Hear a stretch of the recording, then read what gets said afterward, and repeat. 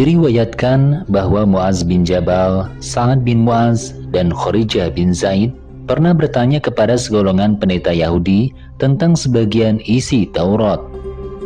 Kemudian para pendeta Yahudi menyembunyikannya dan enggan menceritakannya kepada para sahabat Nabi. Bahkan para pemimpin Yahudi pada umumnya telah mengingkari keadaan para nabi mereka yang mengabarkan kedatangan Nabi Muhammad SAW dan kerasulannya. Mereka biasa mengatakan bahwa nabi mereka mengabarkan kedatangan nabi satu demi satu, tetapi mereka tidak pernah menerima kabar bahwa seorang nabi akan dikirim dari antara orang Arab, dari orang keturunan Ismail. Mereka juga sering mengatakan bahwa mereka tidak pernah menemukan atau menyebutkan di dalam Taurat tentang agama dan kitab-kitab yang berasal dari Allah. Jika ditanya lebih lanjut, mereka bersikap seperti saat ditanya 3 sahabat Nabi. Sehubungan dengan sikap mereka, Allah menurunkan wahyu kepada Nabi. Sesungguhnya orang-orang yang menyembunyikan apa yang telah kami turunkan berupa keterangan-keterangan yang jelas dan petunjuk setelah kami menerangkannya kepada manusia di dalam Alkitab Taurat. Mereka itu dilaknati Allah dan dilaknati pula oleh semua makhluk yang dapat melaknati. Diriwayatkan pula bahwa para pemimpin dan pendeta Yahudi pada umumnya menerima pemberian atau hadiah berupa makanan dan lain sebagainya dari para pengikutnya. Selama itu, mereka selalu berharap bahwa seorang nabi akhir zaman akan segera dibangkitkan. Mereka beranggapan bahwa nabi akhir zaman yang akan dibangkitkan juga berasal dari keturunan Israel, karena itu adalah kebiasaan sebagian besar nabi.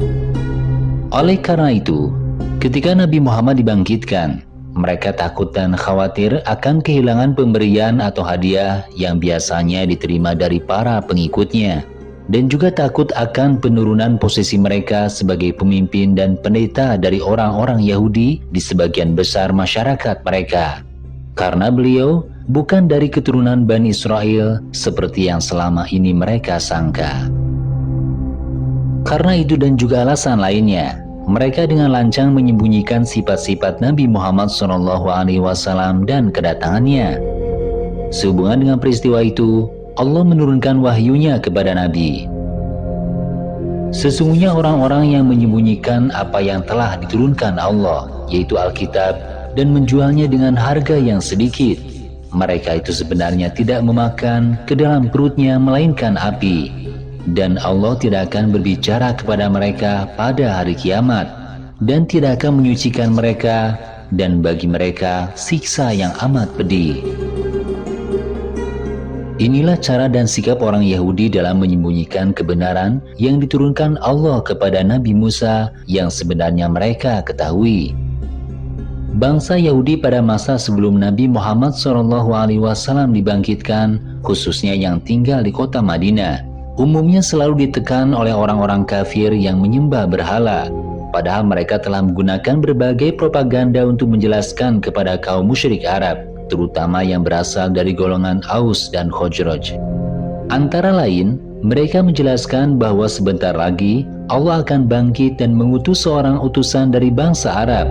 Namun mereka tetap terdesak dan dikalahkan oleh bangsa Arab penyembah berhala dan selalu mendapat penolakan yang keras, sehingga di antara para pemimpin dan pendeta mereka saat itu senantiasa menjelaskan bahwa seorang nabi yang akan dibangkitkan oleh Allah nantinya akan memberikan bantuan kepada mereka untuk membasmi pengikut agama berhala dari muka bumi ini. Nabi inilah yang nantinya akan memperkuat agama Nabi Musa. Dalam hal ini, ketika Nabi Muhammad dibangkitkan dan banyak bangsa Arab Aus dan Khazraj memeluk Islam, juga setelah Nabi SAW hijrah ke Madinah, sedangkan orang Yahudi pada umumnya tidak mau beriman kepadanya, bahkan kafir kepadanya. Ada sebagian sahabat Nabi SAW dari rombongan pendeta Yahudi saat itu memberi peringatan dan berkata, "Wahai kaum Yahudi, bertakwalah kepada Allah dan Islamlah kalian. Kami orang-orang musyrik dulu di zaman jahiliyah selalu mengatasi kalian, dan kalian waktu itu selalu menceritakan kepada kami tentang adanya seorang nabi yang dibangkitkan Allah, dan kalian menceritakan kepada kami tentang ciri-ciri Nabi itu. Kalian juga sering bercerita, sebenarnya Nabi yang akan dibangkitkan saat ini sudah hampir tiba. Nanti dialah yang akan kami ikuti, dan bersamanya kami perangi kalian seperti memerangi kaum Ad dan kaum Iram. Salam bin Mishkam, seorang pendeta Yahudi, setelah mendengar kata-kata tersebut, kemudian menjawab dengan angkuh, "Kami tidak tahu apa-apa yang datang kepada kalian, dan bukan itu yang kami sebutkan kepada kalian sebelumnya." Sehubungan dengan peristiwa itu, Allah menurunkan wahyu kepada Nabi SAW. Dan setelah datang kepada mereka Al-Quran dari Allah yang membenarkan apa yang ada pada mereka, padahal sebelumnya mereka biasa memohon kedatangan Nabi untuk mendapat kemenangan atas orang-orang kafir. Maka setelah datang kepada mereka apa yang telah mereka ketahui, mereka lalu ingkar kepadanya. Maka laknat Allah lah atas orang-orang yang ingkar itu. Orang-orang Yahudi menolak kenabian dan kerasulan Muhammad SAW yang sudah lama mereka kenal, karena iri hati dan ketakutan mereka akan kehilangan pengaruh besar dan kependetaan mereka dan sebab-sebab lainnya.